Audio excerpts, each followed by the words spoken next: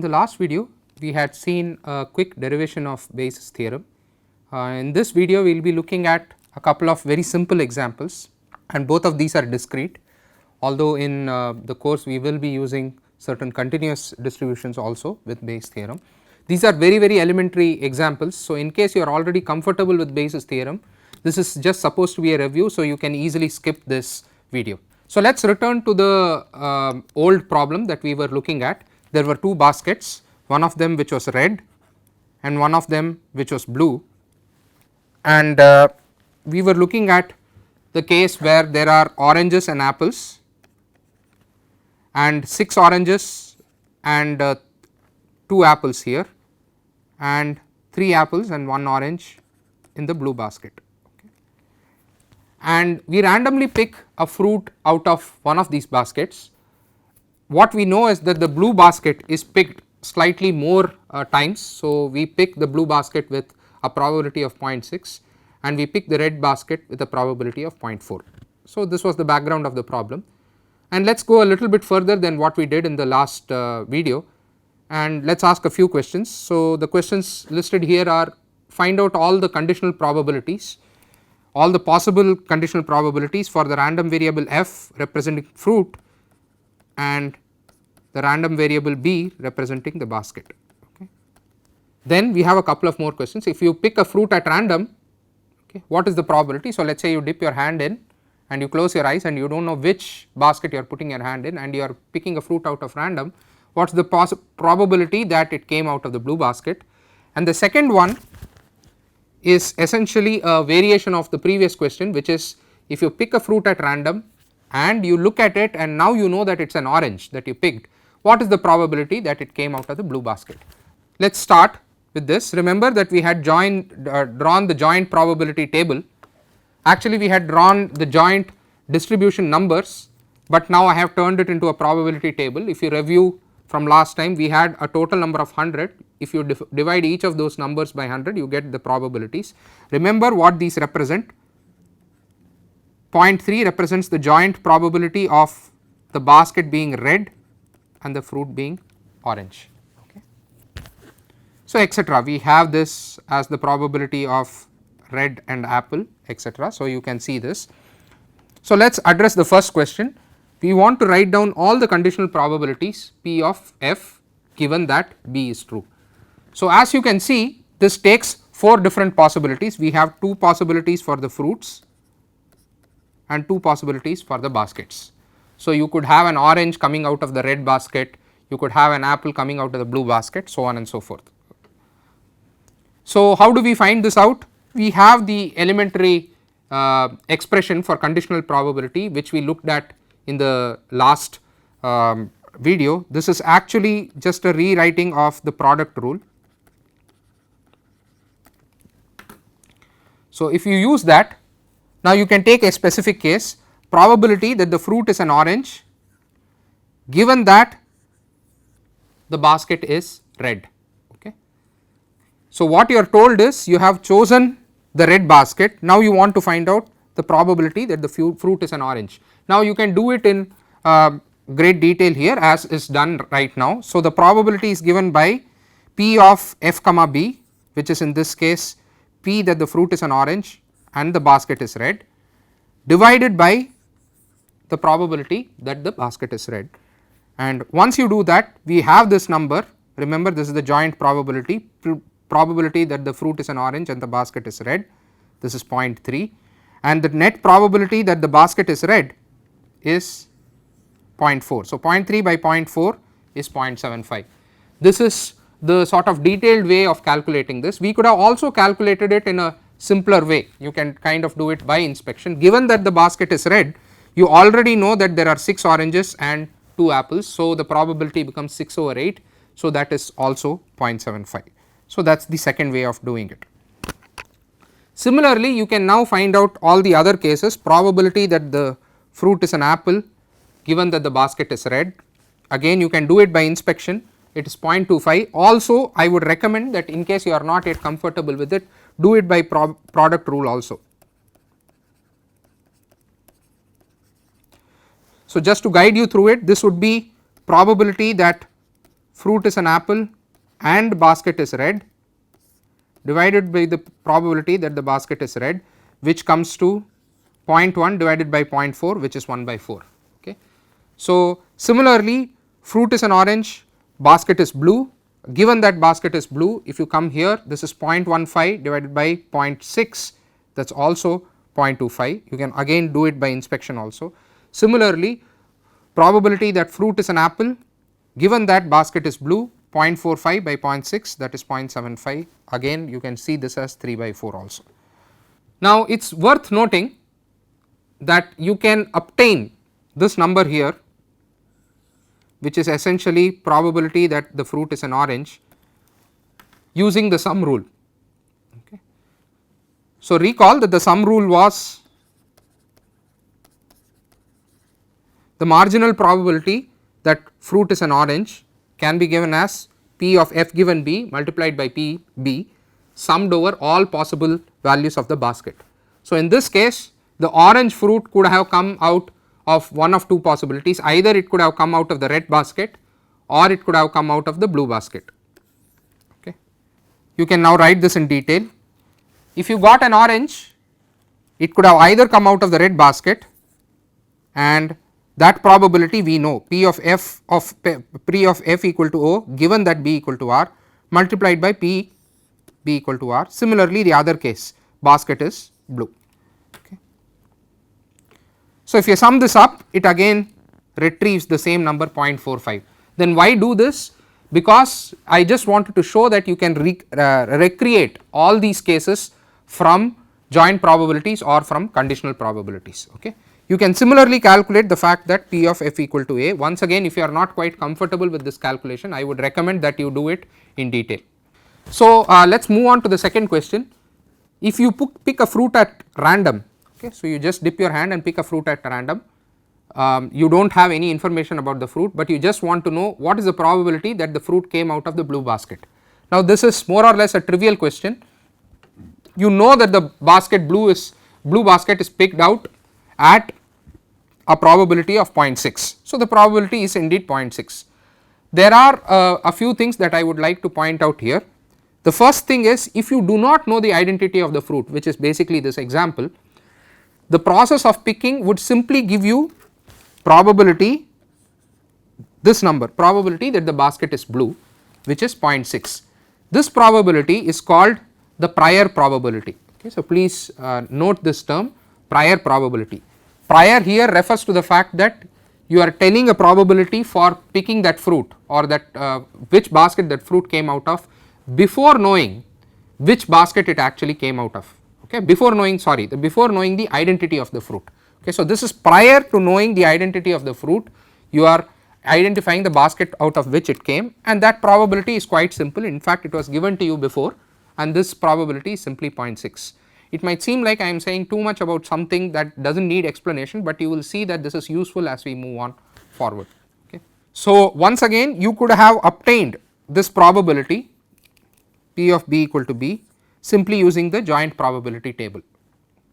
Now, let us move on to the next part of the same question, which is, if you pick a fruit at random. So, let us say you close your eyes, pick a fruit at random, look at it, and now you know that it is an orange. Now, you have some extra information before the previous case, before case 2, where you did not know the identity of the fruit, or you had not yet looked at the identity of the fruit. Now, if you look and see that this is actually an orange, now what is the probability that it came out of the blue basket? The subtle thing here is that the probability changes because you have more information now. Okay. So, to give you an example, for example, I ask you, if you are walking on the road, what is the probability of meeting an Indian? Now, if I give this question randomly to a person on the world, we know that Indians are about 1/5 of the population. So, randomly walking on the road without knowing the information about where you are walking, your probability of meeting an Indian, a person of Indian origin, is about 0.2, about 1/5. However, if I tell you that I am walking on the road and I am walking in India, okay, so now I have given some extra information. If I tell you that I am walking in India, what is the probability of meeting a person of Indian origin on the road? This becomes really high, because a majority of the population of India is basically people of Indian origin.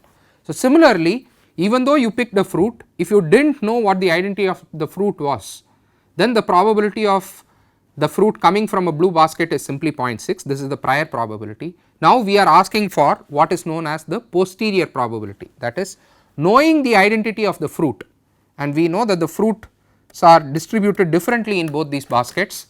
Now, you want to know what the probability is that it came out of the blue basket. So, mathematically we are asking for the probability that the basket is blue given that the fruit is an orange. Okay. So, this is a classic case for Bayes theorem. Okay. So, remember Bayes theorem is P of y given x is equal to P of x given y multiplied by P y divided by P x. In fact, you might remember that this is just the joint probability of P of x comma y. Okay. So, we will use this. Here y is basket is blue and x is essentially fruit is an orange. Okay. So, if you write the expression out and evaluate it, okay, recall that the probability that the fruit is an orange if the basket was blue is simply 1 by 4, which we have written here. Next, the probability that the basket is blue, this is, remember, the prior probability, that is before knowing anything what would you have said was the probability of the basket being blue, this is simply 0.6, and the probability that the fruit is an orange here was something that we calculated earlier, this is 0.45. If you calculate this whole number, this comes out to 1/3. Okay. So, there are several ways of calculating it, and again if you find something else is a little bit more intuitive, please do it that way just to reassure yourself that the calculation is correct. Most importantly, this is a very elementary example of the use of Bayes theorem. We can easily say what this probability is. Probability that the fruit is an orange given that the basket is blue is clear and very easy to see as 1/4. The other one is a little bit harder, and we usually use Bayes theorem in that direction.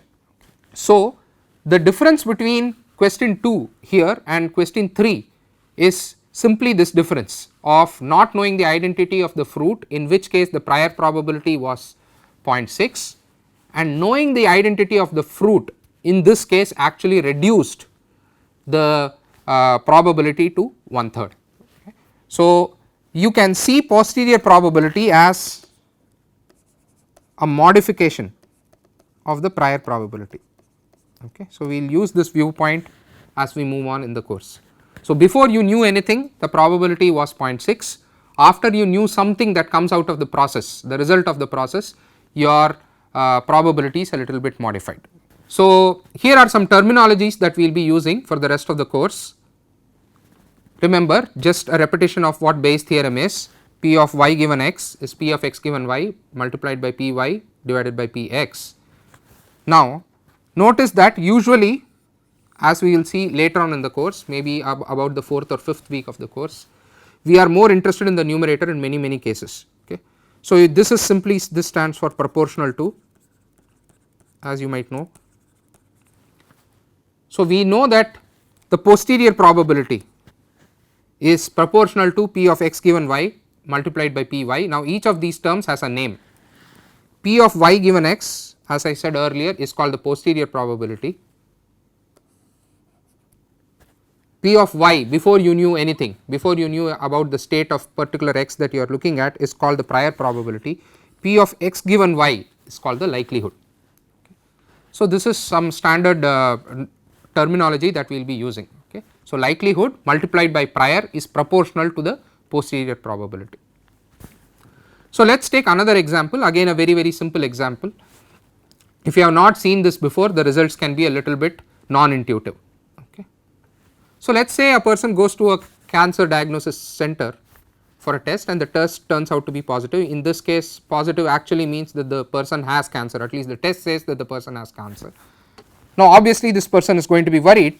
Now, what are the mathematical questions or at least numerical questions that the person can ask or must ask in order to determine the accuracy of the diagnosis? And given that the test turned out positive, what are the chances that the person actually has cancer? Obviously, the numbers here depend on the answers to the previous question. Okay, so, let us look at this. So, one question that anybody would ask is how accurate is the test, but this is kind of a vague question. So, you would need a little bit more specification in order to specificity in order to answer the question. So, you ask a more specific question, and let us say the person asks what percentage of people with cancer test positive.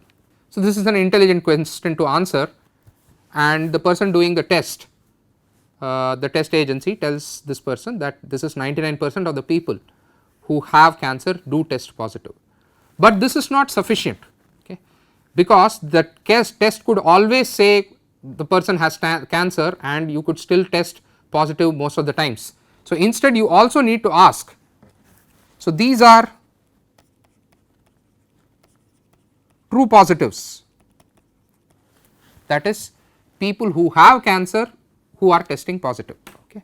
Now, you also ask the other way, okay, that is the flip side of this question, which is how many percentage of people without cancer test negative. Now, these two informations do not flow from each other. Okay. So, please notice this, please think about this. Okay. So, it is not obvious how many people without cancer will test negative. Like I said, your machine could be broken and it could be always saying cancer, in which case all the people without cancer will still test negative even if 99% people are accurate here. And the answer that the person says is that 99% of the people without cancer also test negative. Now, this could be very worrying to the person, because now more or less if you just go by intuition, it seems like that 99% chances of having cancer if you test positive, but it is not true, because you have to ask one more question, which is the non-intuitive part here, which is what percentage of the population actually has cancer. Now, this might not, like I said, seem intuitive, but you will see this shortly when we come to Bayes theorem. This is a very important quantity. Okay. So, just as a guesstimate, let us say that about 0.5% of the population actually has cancer. So, let us go ahead and move and try and calculate via Bayes theorem what the chances are of having cancer. Before that, we should ask the question, what are the actual random variables in this problem. Remember the basket example, in the basket example the random variables were which is the basket I picked and which is the fruit I picked. Okay. So, similarly in the cancer diagnosis question, the random variables are, does this person actually have cancer or not. So, which I will call state of disease D. D is a random variable, the person might have cancer or it might be a person without cancer. So, C stands for cancer, NC stands for no cancer. The second random variable is the result of the test. Okay. The result of the test could either be positive or it could be negative. So, you have two random variables, the state of the disease and the actual result of the test. Okay. So, what are we given about the test? We are given the probability that you will test positive given that you have cancer is 0.99. So, this is the first number that you have been given. The second number you have been given is that the probability that you will test negative given that you do not have cancer is still 0.99. Okay. You can of course find out the complements of these two. Okay. So, what is the probability that you will test negative given that you have cancer? This is 0.01. Okay. What is the probability that you will test positive given that you do not have cancer?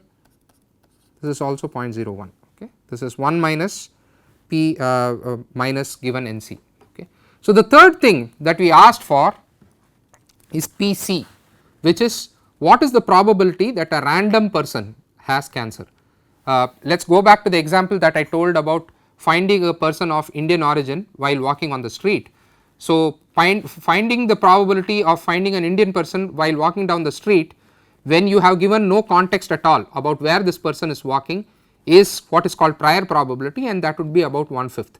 Similarly, without telling the origin of the basket from which the fruit came, if I just said I picked the fruit, what is the probability that it came out of the blue basket? That is a prior probability, that was 0.6.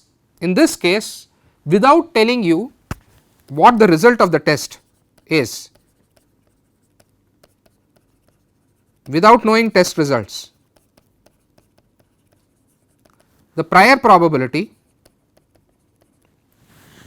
of a person having cancer randomly out of the population is 0.5%, which is 0.005. Okay.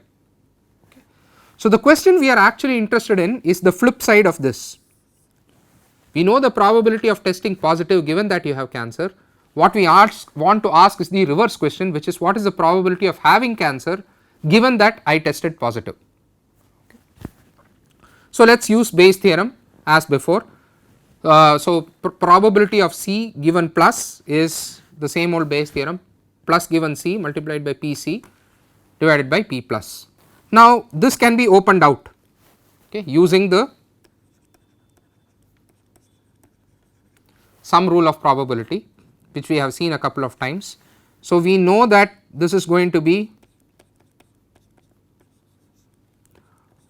all the possible states of the disease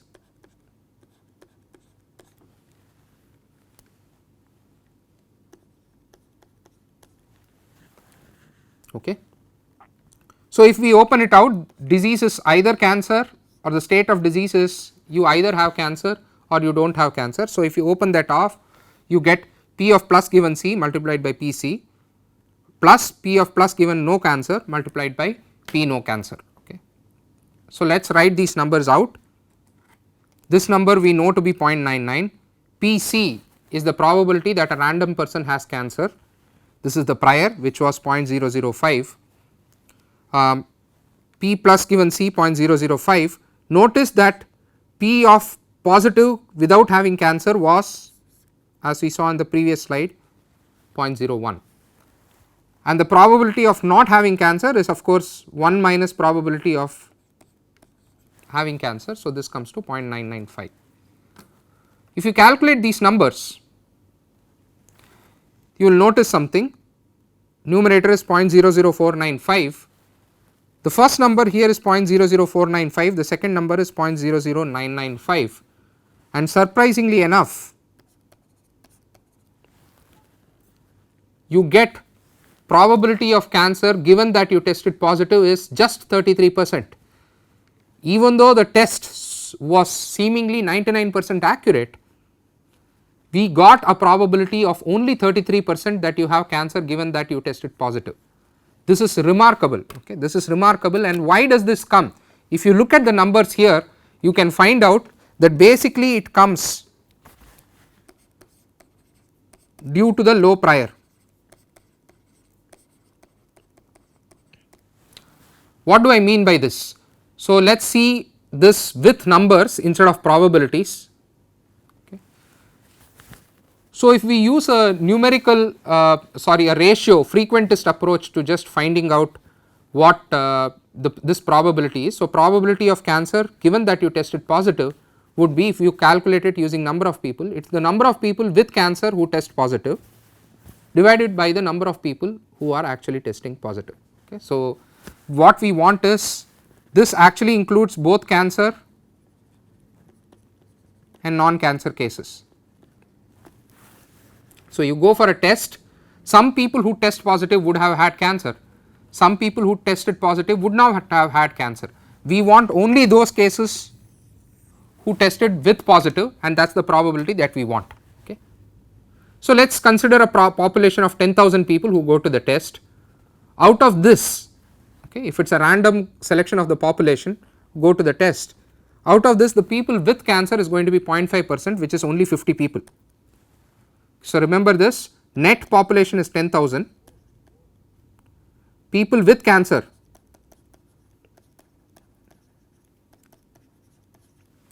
is 50. Now, out of these people with cancer, the number of people who will test positive in the test is extremely accurate, 99% of 50 is going to give you approximately 50, all 50 of them will test positive. Okay. So, cancer and positive is going to be 50, test is nearly 100% accurate. Okay. So, let us look at the other case. So, out of the 10,000 people, 9,950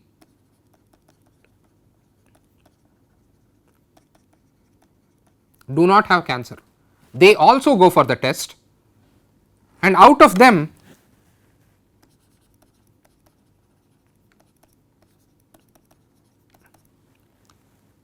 %, not a large percentage, only 1% test positive, but since the number is large, this comes to 100 people will test positive.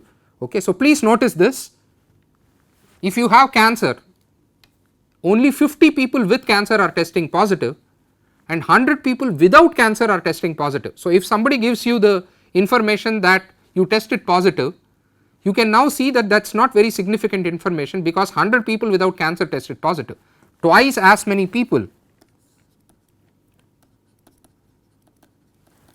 without cancer tested positive than people with cancer.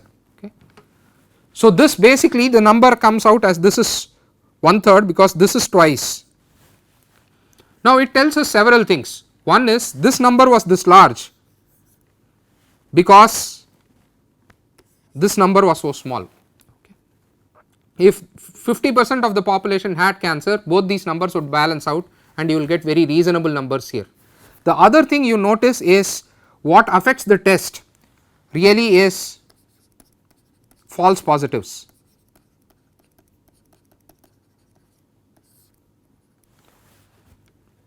That is, the true positives are very good. Okay. All the cases with cancer testing positive is very good, but this data is being contaminated by all the false positives, all the people without cancer who are still testing positive. Okay. So, if you want to improve your test, you need to change this number.